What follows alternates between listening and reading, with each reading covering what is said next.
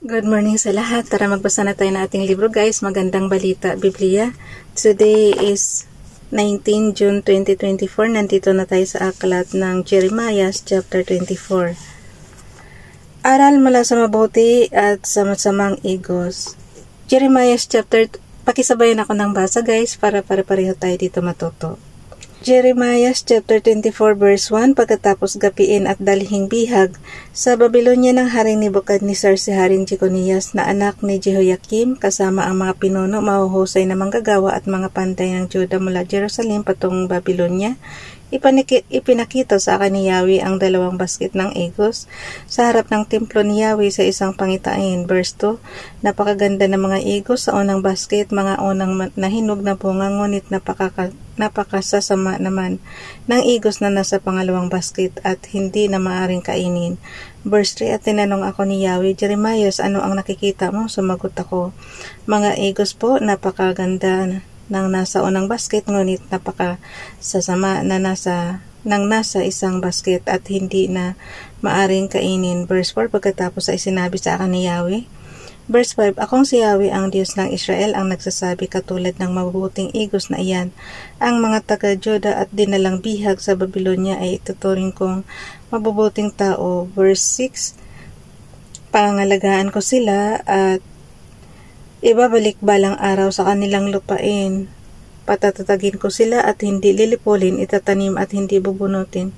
Father God, bakit niyo pa pinasakop sila sa kay Nebukadnezar kung ibabalik niyo rin lang naman? Parang nagpapakahirap lang. Doble-doble hirap lang. Diba? Wala, ko lang yun, opinion ko lang yun ha. Kasi sabi niya sa verse 6, pangangalagaan ko sila at ibabalik balang araw sa kanilang lupain. Patatatagin ko sila at hindi lilipulin, itatanim at hindi bubunutin. Pero inano na sila guys, binihag na sila ng Babylonia. Alam niyo kung gaano kasakit yung sakopin ka ng ibang bansa. Napakahirap noon sa mga ancestors na binihag sila. Verse 7, makikilala nila na ako si Yahweh, sila'y magiging aking bayan at ako ang magiging kanilang Diyos sapagkat buong puso silang magbabalik loob sa akin. Verse 8, ngunit kung paanong hindi makain ang napakasasamang igos, sabi ni Yahweh, gayon din ang gagawin ko kay Haring Zedekias ng Juda sa kanyang mga pinuno at sa mga natira sa Jerusalem na nananatili sa lupain ito, pati ang mga naninirahan sa Ehipto. Verse 9, sila'y nakatatakutan sa lahat ng kaharian sa sanlibutan. Hahamakin sila at ang pangalan nila'y magiging bukang bibig sa pag-alipusta at pagsumpa kahit saan sila mapunta. Verse 10, daranas sila ng digmaan, tagutom at salot hanggang sa lubusan silang mawala sa balat ng lupa sa lupaing ibinigay ko sa kanila at sa mga ninuno nila. Okay. 70 taon ang pagkaalipin sa Babylonia. Buti nga ito guys, 70 taon lang kami talaga sa ilang taon kaming sinakop ng Espanyol. Yung ancestor ng Pilipinas. 'Di ba? Ilang taon silang talagang sinakop ng Espanyol, Amerika, Japan. Buti ito 70 taon lang, 70 years lang. Okay, Jeremiah chapter 25 verse 1, ito ang pahayag na tanggap ni Jeremiah tungkol sa mga taga-Juda noong ika-4 na taon ng paghahari ni Jehoiakim anak ni Josias ng Juda at unang taon naman ng paghahari ni Nebukadnezar sa Babylonia. Verse 2, ganito ang sinabi ni propeta Jeremiah sa lahat ng mga taga-Juda at mga naninirahan sa Jerusalem. Verse 3, sa loob ng 23 taon mula pa noong ika-13 taon ng paghahari sa Juda ni Josias na anak ni Amon hanggang ngayon, patuloy kong sinasabi sa inyo ang mga ipinahayag ni Yahweh, subalit ayaw ninyong pakinggan. Nawa, Father God, wala na pong mananakop na bansa. Ibig kong sabihin, wala na bang gulo, wala nang gira-gira. Nagtataka naman kasi ako bakit kailangan pa nilang manakop. Dapat yung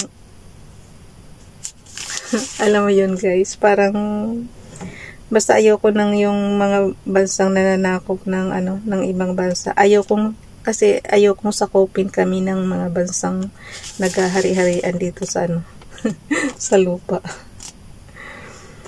Okay, nandito na tayo sa Jeremiah. Ulitin ko lang guys Jeremiah chapter 25 verse 3. Sa loob ng 23 taon mula pa noong 13 taon ng paghahari sa Juda ni Josias na anak ni Amon hanggang ngayon, patuloy kong sinasabi sa inyo ang mga ipinahayag ni Yahweh, subalit ayaw ninyong pakinggan. Verse 4, hindi ninyo pinansin o pinakinggan ang mga propetang sinugo niya. Verse 5, sinabi nila na talikuran na ninyo ang masama inyong pamumuhay at likong gawain upang sa gayon manatili kayo habang panahon sa lupaing ibinigay sa inyo ni Yahweh at sa inyong mga magulang. Verse 6, sinabi nilang huwag kayong sasamba at maglilingkod sa mga Diyos-Diyosan. Huwag ninyong pag-aalabin ang puot ni Yahweh dahil sa pagsamba ninyo sa mga Diyos-Diyosang nililok ng kamay. Kung sumunod lamang kayo sa Kanya, sana'y hindi niya kayo pinarusahan. Verse 7, ngunit hindi kayo nakinig kay Yahweh. Ginalit ninyo siya dahil sinamba ninyo ang mga Diyos-Diyosang inyong ginawa, kaya naman naganap sa inyo ang kapahamakang ito. Verse 8, kaya ito ang sabi sa inyo ni Yahweh na makapangyarihan sa lahat dahil sa hindi ninyo pagsunod sa aking mga salita. Verse 9, tatawagin ko ang mga bansang nasa hilaga, pati ang aking lingkod na si Haring Nebukadnezar ng Babylonia. Sasalakayin nila ang bansang ito at lahat ng bansang nasa paligid, wawasakin ko ng lubusan ang mga ito at kasisindakan ng lahat ng ang kanilang sinapit. Hamakin sila ng makakita sa kanila at manatiling wasak ang lupain habang panahon. Verse 10, patatahimikin ko ang himig ng kagalakan at katuwaan, hindi na rin maririnig ang masasayang tinig ng mga ikakasal, hindi na maririnig ang ingay ng gilingan, at maglalaho rin ang liwanag ng mga ilawan. Verse 11, madudurog ang buong lupain at walang makapapakinabangan. Ang kanyang mga mamamayan ay aalipinin ng hari ng Babylonia sa loob ng 70 taon. Verse 12, pagkaraan ng 7 taon, paparusahan ko naman ang hari ng Babylonia at ang kanyang mga mamamayan dahil sa kanilang kasamaan. Ibabagsak ko ang bansang iyon at hindi na makakabangon kailanman. Verse 13, magaganap sa bansang iyon ang lahat ng sinabi ko laban sa kanila, lahat ng nasusulat sa aklat na ito na ipinahayag ni Jeremiah laban sa lahat ng bansa. Verse 14, gagawin sila mga alipin ng maraming bansa at mga tanyag na hari, gagantihan ko sila ayon sa kanilang mga ginawa. Hi, Father God, nawawala ng ganyan. Ang matinding puot ni Yahweh. Jeremiah chapter 25 verse 15. Ito ang mga sinabi sa akin ni Yahweh, ang Diyos ng Israel, kunin mo sa kamay ko ang kupang ito na puno ng alak ng kapuutan at ipainom mo sa lahat ng bansang papupuntahan ko sa iyo. Verse 16, iinumin nila ito, sila'y malalasing at mababaliw sa tindi ng parusang ipadadala ko sa kanila. Verse 17, kaya kinuha ko ang kopa sa kamay ni Yahweh at ipinainom sa lahat ng bansang pinapuntahan niya sa akin. Verse 18, pinainom ko ang Jerusalem at ang mga lungsod ng Juda kasama ang kanilang mga hari at mga pinuno upang sila'y mawasak ng lubusan at maging nakakatakot pagmasdan. Sila'y kukutyain at ang pangalan nila ay gagamiting pansumpa. Nanatili silang gayon hanggang ngayon. Verse 19, pinainom ko rin ang Faraon, hari ng Ehipto, pati kanyang mga lingkod at pinuno lahat ng kanyang nasakupan. Verse 20, at ang mga dayuhang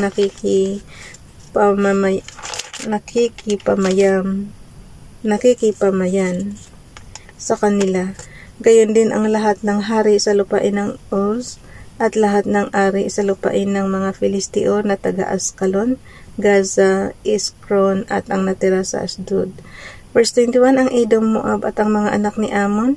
Verse 22, lahat ng hari sa Tiro, sa Sidon at sa mga pulo sa ibayong dagat. Verse 23, sa mga lungsod ng Didan, Tema, Bus at lahat ng nagpaputol ng kanilang buhok. Verse 24, lahat ng hari sa Arabia at ng magkakahalong liping na sa disyerto. Verse 25, lahat ng hari ng Zimri, ng Elam at ng Media Verse 26, lahat ng hari sa hilaga, malayo man o malapit, at lahat ng kaharian sa ibabaw ng lupa, pagkatapos nilang lahat, ang hari ng Babylonia ang huling iinom sa kupang ito.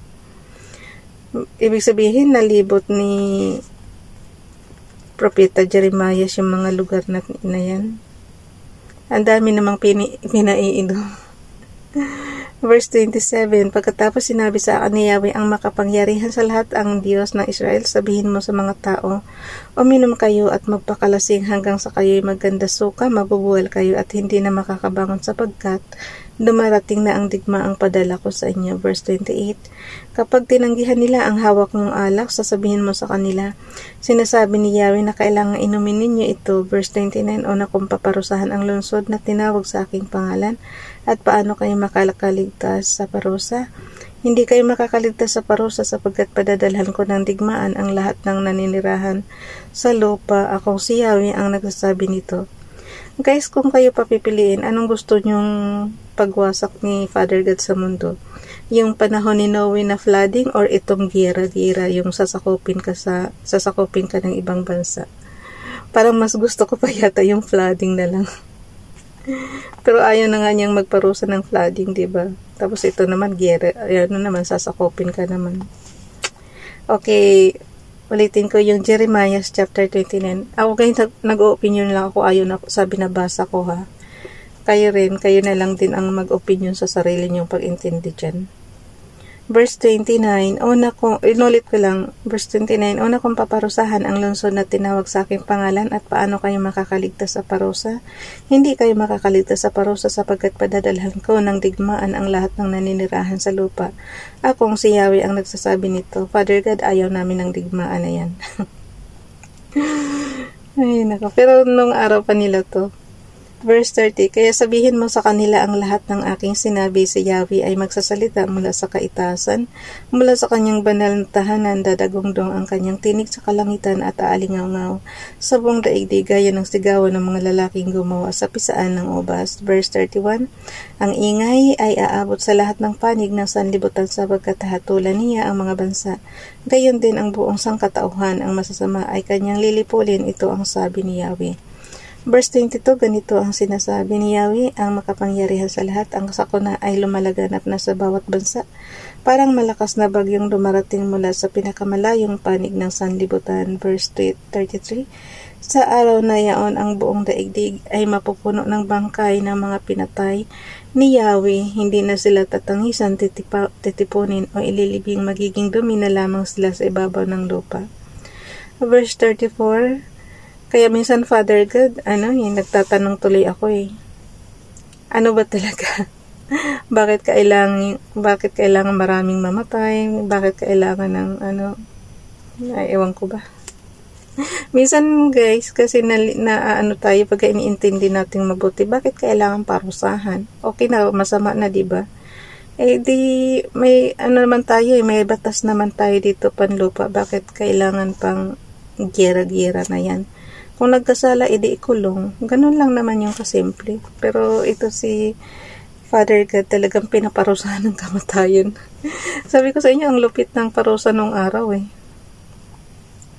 Okay, ulitin ko yung verse 33. Sa araw na yaon, ang buong daigdig ay magpupuno ng bangkay ng mga pinatay ni Yahweh. Tignan mo lang yan, Hindi na sila tatangisan, titipunin, o ililibing, magiging dumi na lamang sila sa ibabaw ng lupa. Verse 34, tumangis kayo mga pastol, umiyak kayo ng malakas, maglagay kayo ng abo sa inyong ulo, kayong tagapag-alaga ng kawan. Oras na ng pagtungo ninyo sa patayan, at papatayin din kayong gaya ng mga tupa. Verse 35, walang matatakbuhan ang mga pastol, hindi makakatakas ang mga tagapag-alaga ng kawan. Verse 36, pakinggan ninyo ang iyakan ng mga pastol.